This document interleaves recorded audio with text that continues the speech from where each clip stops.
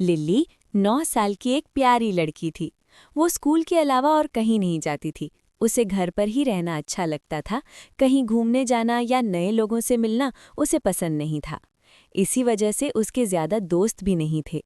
वो घर पर ही अपने खिलौनों के साथ खेलती या अपने छोटे भाई के साथ गार्डन में खेलती थी। एक दिन स्कूल में टीचर ने सभी बच्चों से कहा कि कल हम सब जंगल घूमने जाएंगे।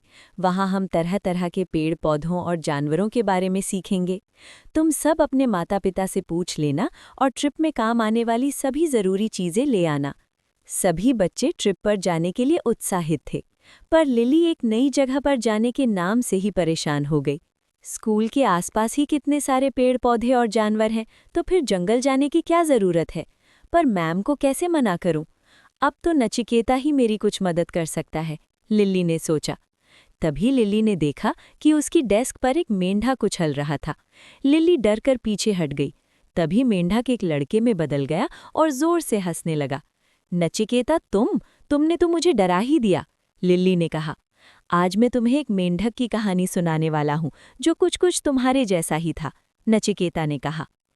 एक बार की बात है, एक गांव में एक पुराना कुआं था जिसमें भोला नाम का एक मेंढक रहता था। वो सालों से उस कुएं में रह रहा था। वो उस कुएं से कभी बाहर नहीं गया था। उसके लिए वही उसकी पूरी दुनिया थी। अचानक एक दिन समुद्र में रहने वाला एक मेंढक कोला कूदता फुदकता उसे कुएं में आ गिरा।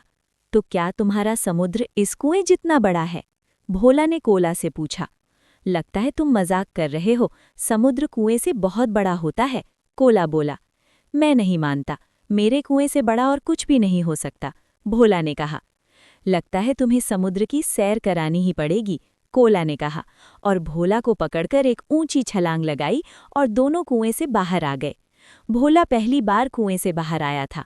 इतनी रोशनी, हरियाली, रंग बिरंगे फूल, अनेक प्रकार के पशु पक्षी को देखकर भोला हैरान रह गया। कोला उसे अपने साथ समुद्र के किनारे ले गया। इतने बड़े समुद्र को देखकर भोला की आंखें खुली की खुली रह गईं। मैंने आज तक इतना बड़ा समुद्र नहीं देखा, तुम सच कह रहे थे, ये तो मेरे कुएं से बहुत बहुत ज्यादा बड़ा है। भोला ने फैसला किया कि वो अब अपने कुएं में वापस नहीं जाएगा, बल्कि समुद्र में तैरकर ये पता लगाएगा कि समुद्र कितना अनोखा है।